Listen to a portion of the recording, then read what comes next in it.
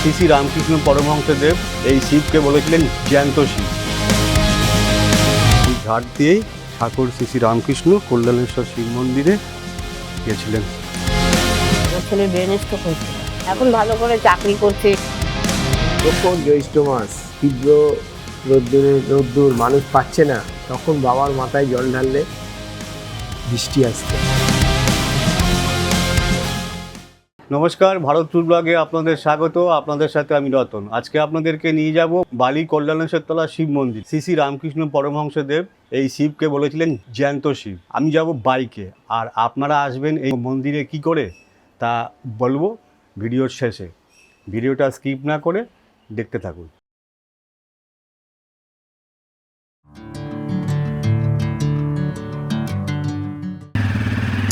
জয় রাম, জয় রাম, জয় রাম। বালি কল্যাণেশ্বর তলা শিব মন্দির আমার বাড়ি থেকে বাইকে লাগবে 20 মিনিট। কল্যাণেশ্বর তলা শিব মন্দির যাওয়ার আগে আপনাদেরকে দেখাবো কল্যাণেশ্বর তলা ঘাট, যে ঘাট দিয়ে শ্রী ঠাকুর রামকৃষ্ণ ওই মন্দিরে ঝড় বৃষ্টির দিনে গেছিলেন।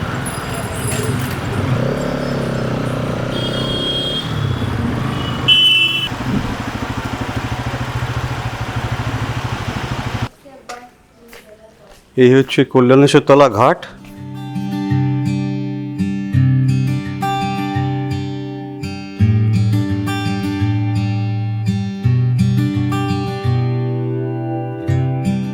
ওই পারে হচ্ছে দক্ষিণেশ্বরের মন্দির, ওই যে বালি ব্রিজ।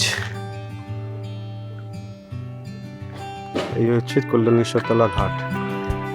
এই ঘাট দিয়েই ঠাকুর শ্রী শ্রী রামকৃষ্ণ কল্যাণেশ্বর তলা শিব মন্দিরে গেছিলেন।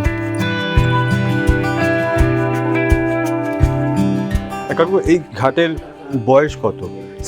আমরা শুনেছি শ্রী শ্রী ঠাকুর এই ঘাট থেকেই আমাদের শ্রী শ্রী কল্যাণেশ্বর তলা মন্দিরে গেছিল। এই ঘাটের বয়স কত? বয়স আমাদের বাপ ঠাকুর দাদাও এরমভাবে দেখে আসছে, তারাও বলতে পারি। তখন কি এরকম ছিল ঘাট? না, তখন ছিল এরকম ছোটো মোটো মাথা ঘেরা ঘাট ছিল, এরকম ছোটো ছোটো সিঁড়ি ছিল, ভালো ঘাটই ছিল, বসার জায়গা ছিল, সব ছিল। ওখানে ওখানে শ্মশান ঘাট ছিল একটা, ওইদিকে শ্মশান ঘাট ছিল। সেই ফাঁকটা শ্মশান ঘাট যাবো, তার 60-70 বছর আগে, ওটা উঠে গেছে 60-70 বছর আগে। 60-70 বছর। এই কল্যাণেশ্বর তলা ঘাটে রয়েছে মা কালী, জগন্নাথ, বলরাম, সুভদ্রার মন্দির। মায়ের পাশে আছেন শ্রী শ্রী গৌরাজ শনিদেব।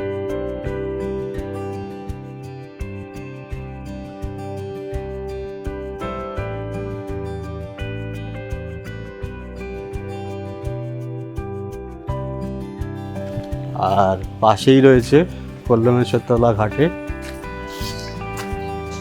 শীতলা মা।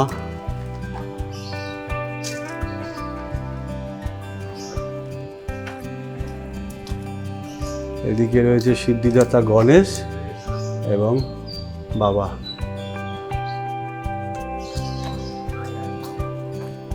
আপনাদেরকে পুরো ভিউটা দেখাই কল্যাণেশ্বর তলার এই ঘাটের।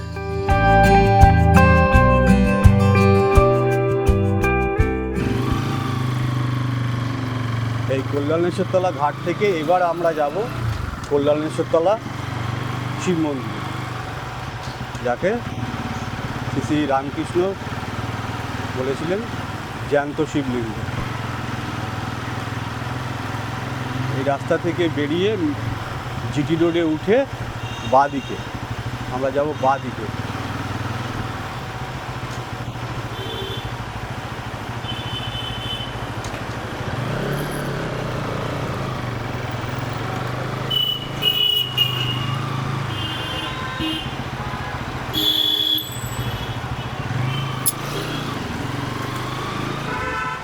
আমরা চলে এলাম কল্যাণেশ্বর তলা শিব মন্দির। মন্দিরে আমরা পৌঁছে গেছি। এবার মন্দিরে পৌঁছে আপনাদের মন্দিরের মেন প্রবেশদ্বারটা আপনাদের দেখাবো। এটাই হচ্ছে শ্রী শ্রী কল্যাণেশ্বর শিব মন্দিরের মেন প্রবেশদ্বার। এই রাস্তাটা যেটা গেছে এটা হচ্ছে হাওড়ার দিকে, মানে হাওড়ার দিক থেকে বাস এদিকে আসছে, ঘুরে এদিকে বালির দিকে ডানকুনির দিকে বাস এদিকে যাচ্ছে। তো আমরা এবার মন্দিরের প্রাঙ্গণে ঢুকবো আর কি।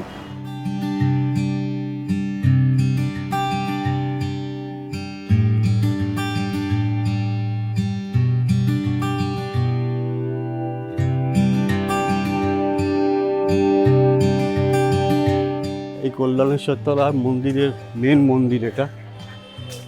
ভেতরে গর্ভগৃহে রয়েছেন বাবা, ভেতরে আমরা যাব।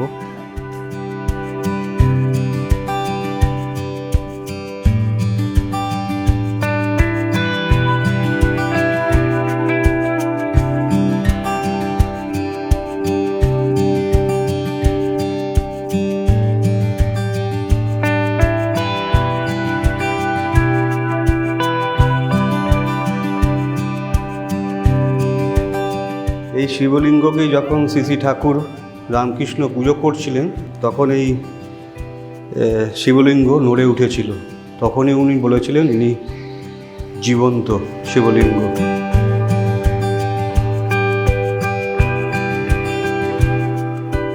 এখানে আরও দেবদেবীদের, দেবাদিদেব মহাদেব, মা দুর্গা, শ্রীকৃষ্ণের ফটো রয়েছে।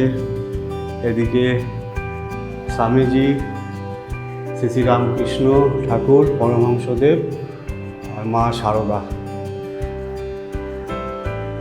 শ্রী রামকৃষ্ণ পরমহংসদেব ইনি দক্ষিণেশ্বর হইতে শ্রী কল্যাণেশ্বর মহাদেবকে দর্শন করিবার জন্য এই মন্দিরে সমাগমন করিয়াছিলেন। পবিত্র স্মৃতিস্বরূপ তাহার এই প্রতিখানি ভক্তগণ কর্তৃক রক্ষিত হইল। 15ই আষাঢ় বৃহস্পতিবার, শয়ন একাদশী, সন 1962 সাল, ইংরেজি 30শে জুন 1955।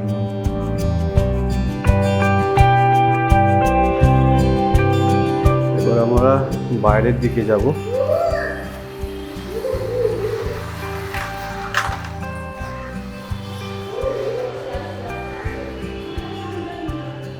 এটা নাট মন্দির। এখানে রয়েছে বিভিন্ন দেবদেবীদের, বামাখ্যাপা, বাবা লোকনাথ, আরও স্বামীজিদের ফটো সব রয়েছে। গর্ভগৃহ থেকে বেরিয়েই রয়েছে মায়ের মন্দির।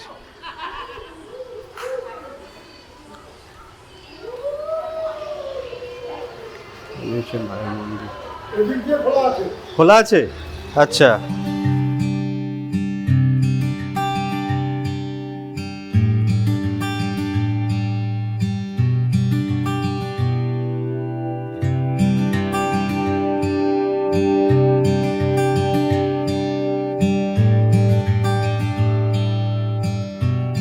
মেন প্রবেশদ্বার বন্ধ ছিল, তাই আমি সাইড দিয়ে ঢুকলাম। এই হচ্ছে মায়ের মন্দির। জয় মা।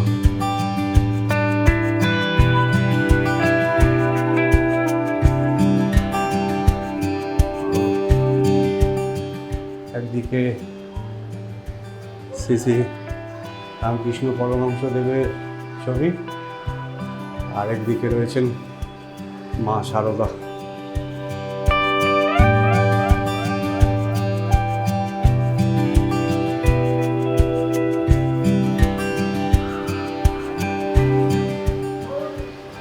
এই মন্দির থেকে বেরিয়ে বজরংবলীর মন্দির।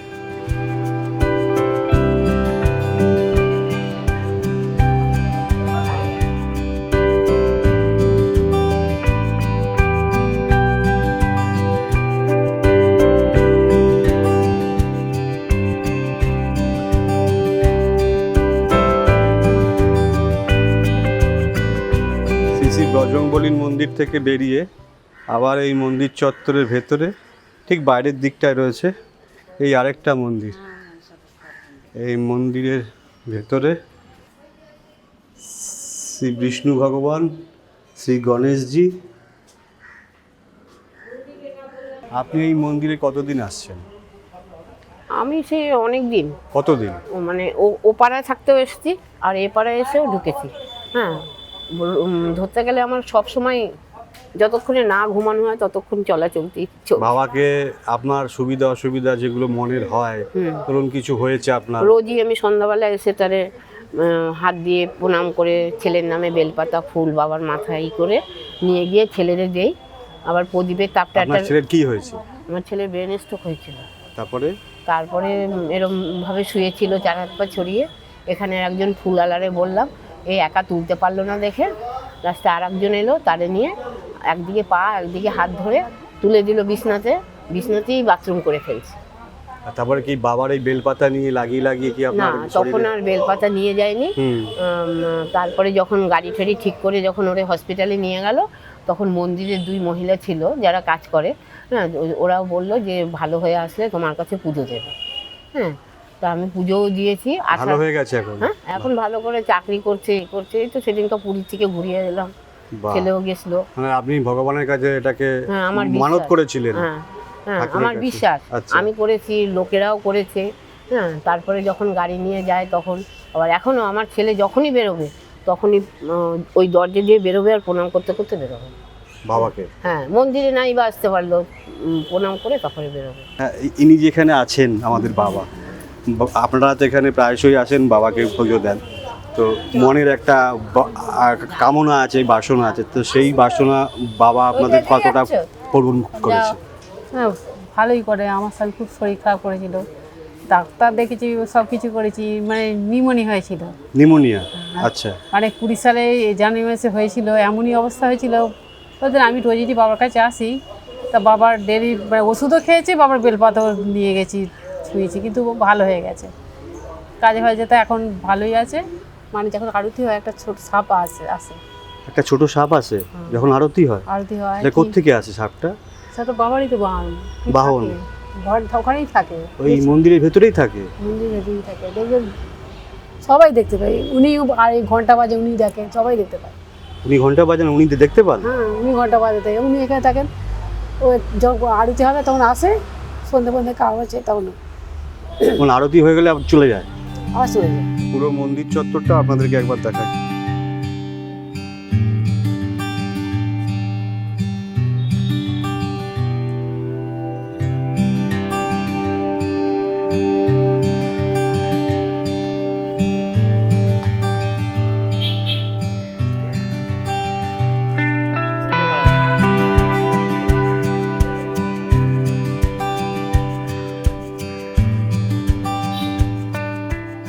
ওই হচ্ছে মেন রাস্তা, জিটি রোড।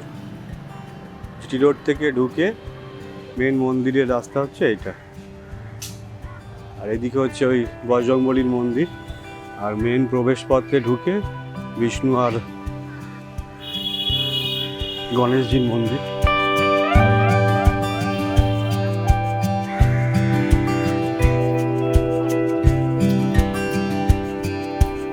আর বিষ্ণু আর গণেশজির মন্দিরের পাশ দিয়ে ঢুকেই হচ্ছে মায়ের মন্দির। এই হচ্ছে মায়ের মন্দির।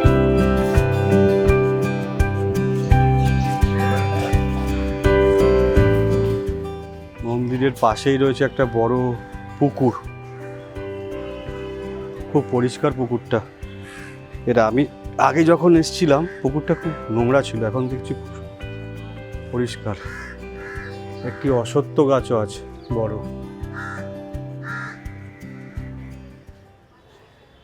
আমাদের সাথে আছেন এই মন্দিরের সেবায়েত কমিটির সদস্য প্রবীর চৌধুরী। ওনার থেকে আরও বিস্তারিত আমরা শুনবো এই মন্দির সম্পর্কে। হ্যাঁ প্রবীরদা, এই মন্দিরের যে একটা স্থাপনার কিছু অলৌকিক ঘটনা ছিল, আপনার মুখের আগে একটুখানি ছোট্ট করে শুনেছিলাম, তো সেটা যদি আরেকবার আপনি আমাদেরকে বলেন, আমাদের দর্শকদেরকে। দেখুন বাবা, যে মন্দিরে আমরা দাঁড়িয়েছি ইনি কল্যাণেশ্বর হিসেবে পরিচিত। বহু পুরানো কালে, প্রায় 600-700 বছর আগে এই অঞ্চলটা পুরো তখন বন ছিল, বেদ বন। সেই বনে কিছু গরু আসতো। একটি গরুর হঠাৎ খুব দুধ দেওয়া কমে যাচ্ছিল বাড়িতে। তখন ওই বাড়ির যারা গরু পালন করতো তারা হঠাৎ বললো, কী ব্যাপার, গরুর দুধ কেন কমে যাচ্ছে? ওনারা তখন একদিন কৌতূহলবশত এইখানে এলেন, এসে দেখলেন যে একটা পাথরের ওপর সেই গরুটি তার দুগ্ধ দান করছে। তারা দেখে অবাক হয়ে গেল, এবং কিছুদিন বাদে এখানে ওই মণি, ওই শিবলিঙ্গের ওপর একটা মণি ছিল, সাপের মণি। আচ্ছা এবং কয়েকজন সন্ন্যাসী সেই মণিটা চুরি করতে এসে শিবের মাথায় কুড়ুল দিয়ে আঘাত করেছিল, আচ্ছা কিন্তু সেই সন্ন্যাসীটি পড়ে মারা যান এবং স্বয়ং শিব তখন বালিগ্রামের, আমাদের তো বালি এবং উত্তরপাড়া মিলে 16 আনা, বালির 6 আনা, উত্তরপাড়ার 10 আনা, 6 আনি রাজাকে তিনি স্বপ্নাদেশ দিলেন যে আমি এখানে আছি, তোমরা আমায় প্রতিষ্ঠা করো। যখন রাজা এসে দেখলেন সেই শিবলিঙ্গ এবং এখানে মন্দিরের প্রতিষ্ঠা হলো। এইভাবেই লোকের মুখে মুখে এখানে ছড়িয়ে পড়েছিল। এবার আমরা জানি যে প্রায় 175 বছর আগে বা তার পরে, সামান্য পরে, ঠাকুর যখন রামকৃষ্ণদেব তিনি যখন দক্ষিণেশ্বর মন্দিরে পুজো করতে এসেছিলেন পুরোহিত হিসেবে, তখন তিনি জানতে পারেন যে এখানে স্বয়ং কল্যাণেশ্বর শিব আছেন। তিনি আসেন, তিনি বালিতে এসছেন তার আগে নৌকা করে এসে এইখানে এই নাট মন্দিরে তিনি যখন পুজো করছিলেন, হঠাৎ বাবার মাথায় ফুল নড়ে গেছে। তিনি বললেন যে বাবা কল্যাণেশ্বর জ্যান্ত শিব। এবং সেই থেকেই আমাদের এখানে চড়কের আগে গাজনের সময় ফুল কাটানো হয় এবং সেই ফুল বাবার মাথায় চাপানো হয়, সেখানে ফুল নড়লে তবে সে চড়কে ঝাঁপ হয়। এবার ঠাকুর এসেছিলেন, ঠাকুর আসবার পরে মঠ এবং মিশনের প্রথম যিনি সভাপতি স্বামী ব্রহ্মানন্দ এসেছিলেন প্রায় 116 বছর আগে। এবং এখানে প্রতি সোমবার মঠ থেকে বাবার কাছে স্পেশাল পুজো আসে। আর শিবরাত্রির সময় বা অন্য কোনো উৎসবে এখানে সমস্ত মঠের মহারাজরা এসে বাবার মাথায় জল দেন। এবং গত আপনারা কয়েক বছর ধরে দেখছেন মঠ এবং মিশনের যিনি প্রধান সর্বাধিনায়ক অধ্যক্ষ যাকে বলে স্বামী গৌতমানন্দজিও এখানে শিবরাত্রির দিন জল ঢালছেন। এই জায়গাটি হচ্ছে একটা পবিত্র জায়গা। আমরা বলি বাবা কল্যাণেশ্বর হচ্ছে বাড়ির গৃহদেবতা যাকে। এখানে কোনো বাড়িতে পৈতে হলে, বিবাহ হলে, অন্নপ্রাশন হলে তারা এসে এখানে নমস্কার করে যায়। এবং বহু মানুষ এখানে আসেন জল ঢালতে। আর শ্রাবণ মাসে তো সোমবারগুলোয় প্রচুর মানুষ আসছেন, তারা জল ঢালছেন, বাবার কাছে মঙ্গল কামনা করছেন। এছাড়া এখানে বৈশাখ মাসেও 1 মাস ধরে জল ঢালা হয়, শ্রাবণ মাসে তো আছেই। আর বাবার যে অন্নভোগ একদিনই হয়, সেটা হচ্ছে নীল ষষ্ঠীর আগের দিন, চড়কের 2 দিন আগে এখানে বাবার অন্নভোগ হয়, তাকে বলে মণিভোগ। সে একদিনই হয়, রাত্রেবেলা এখানে মণিভোগ হয় বাবার কাছে। তাই এই হচ্ছে বাবার মাহাত্ম্য। এবং আপনারা জানেন এখানে যে কালী মন্দির আছে, দক্ষিণা কালী, এই কালী মন্দিরের 1241 সালে যখন বাংলায় প্রবল ঝড় হয়েছিল, সেই ঝড়ে পুরনো কালী মন্দির পড়ে যায়। স্বামী বিবেকানন্দ তখন বেলুড় মঠে ছিল, তার সভাপতিত্বে এখানে একটি সভা হয় এবং তিনি আবার এই কালী মন্দিরের প্রতিষ্ঠার কথা বলেন এবং তারপরে সেই মন্দির প্রতিষ্ঠিত হয়। এছাড়া এখানে বাসুদেব, নারায়ণ, গণেশ ঠাকুর, ওদিকে বজরংবলী, সমস্ত ঠাকুরেরই মূর্তি আছে। এবং প্রতি একটা কাজে, একটা উপলক্ষ কেন্দ্র করে মানুষ আসেন, এসে এখানে পুজো দেন এবং তাদের মনের কথা ঠাকুরের কাছে জানান। এইভাবে এই কল্যাণেশ্বর মন্দির হাওড়া শুধু না, পশ্চিমবঙ্গের বিভিন্ন প্রান্ত থেকে মানুষ আজকে এখানে আসছেন। যে বেনারস থেকে কল্যাণেশ্বর অবধি একটা শিবের একটা যোগসূত্র আছে, এই কথা ঠাকুর বলে গেছিলেন নিজ মুখে। ঠাকুর 4 জায়গায় গেছিলেন, এক হচ্ছে তারকেশ্বর, কল্যাণেশ্বর, কাশী বেনারস আর বৈদ্যনাথ ধাম। এই 4টি শিবলিঙ্গ ঠাকুর রামকৃষ্ণদেব তিনি পুজো করেছেন। একটা জিনিস যেটা জানতে পারলাম মন্দিরে এসে, একটা সময় নাকি এখনও নাকি হয় যখন জোয়ার আসে গঙ্গায়, তখন নাকি সেই জল বাবার লিঙ্গের ওপর চলে আসে। এটা আগে আসতো, আমরা যখন ছোট ছিলাম, আচ্ছা। কিন্তু ক্রমবর্ধমান এই মাটি চাপা পড়ে পড়ে সেগুলো আস্তে আস্তে বন্ধ হয়েছে। আমরা ছোটোবেলায় দেখেছি যখন প্রখর জ্যৈষ্ঠ মাস, তীব্র রোদ্দুর মানুষ পাচ্ছে না, তখন বাবার মাথায় জল ঢাললে বৃষ্টি আসতো, এবং আমরাও নিজেরাও সেইটা দেখেছি। গঙ্গার ঘাট থেকে বাবার মূর্তি অবধি, লিঙ্গর কাছ অবধি আমরা লাইন করে জল ঢেলেছি। যেদিন সেই দিনই আকাশ কালো করে বৃষ্টি হয়েছে। এটা আমাদের নিজেদের দেখা ঘটনা। এইভাবে নানা কথা, নানা গল্প এই শিবলিঙ্গকে নিয়ে জড়িয়ে আছে। বাবার মাথায় এখনও দেখবেন হাত দিলে একটা, ওই যে সন্ন্যাসী কুড়ুল দিয়ে মেরেছিল, বাবার মাথায় একটা গর্ত আছে মণিটা নেবার জন্য, সাপের মণি। মানে এই মন্দিরে নানা ধরনের অলৌকিক ঘটনা ঘটতেই থাকে, এবং মানুষের বিশ্বাস, দূর দূর থেকে অনেক মানুষ আসেন এখানে, তাদের বিশ্বাসে অটল থাকে। আমার কিছুদিন আগে একটা সন্ন্যাসী এসেছিলেন, তিনি রাশিয়ায় থাকেন, রাশিয়া। এবং তিনি বলেছিলেন আজ থেকে প্রায় 70 বছর আগে, গত বলে তিনি বলেছিলেন, তিনি যখন ওই বাবার উত্তর দিকের ওই চাতালে পুজো করছিলেন, সেই সময় তিনি একটা অদ্ভুত এ দর্শন করেছিলেন। 70 বছর বাদে তিনি এসছেন বেলুড় মঠে, গত বছর এসেছিলেন, এবং সেটা আমাদের আবার মন্দিরে এসে বলে গেছিলেন যে আমি একটা যে ঐশ্বরিক ক্ষমতা পেয়েছিলাম সেটা উপলব্ধি করতে এই মন্দিরে। তিনি রাশিয়ায় ছিলেন, এবং তার সাথে 2-3 জন রাশিয়ান মহিলা ভক্তও এসেছিলেন।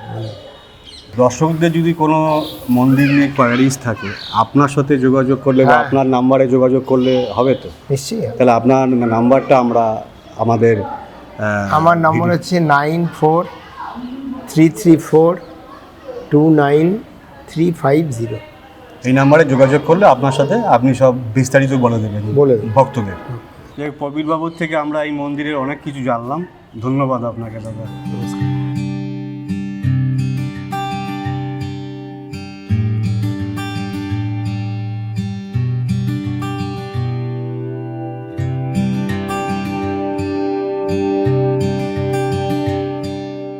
মন্দিরের খোলার সময় গরমকাল ভোর 5টা থেকে দুপুর 12:30 অবধি, বিকেল 4:30 থেকে রাত্রি 8:30 অবধি। শীতকালে ভোর 5:30 থেকে দুপুর 12:30 অবধি, বিকেল 4:30 থেকে রাত্রি 8টা অবধি। আপনারা এই মন্দিরে আসবেন কি করে? হাওড়া থেকে ট্রেনে বালি অথবা বেলুড়, অথবা বর্ধমান থেকে বা ব্যান্ডেল থেকে যদি আপনারা আসেন, বেলুড় অথবা বালিতে নামতে হবে, নেমে আপনাদেরকে টোটো করে এখানে আসতে হবে। আর যদি বাসে করে আসেন তাহলে হাওড়া থেকে 51 নম্বর 54 নম্বর বাসে আপনাদেরকে কল্যাণেশ্বর তলা স্টপেজে নামতে হবে। কল্যাণেশ্বর মন্দিরের ব্যাঙ্ক অ্যাকাউন্টের বিবরণ, যদি আপনারা বাবাকে দান পাঠাতে চান তাহলে এই IFSC code, account number, UCO ব্যাংকের অ্যাকাউন্ট, তাতে আপনারা পাঠাতে পারেন।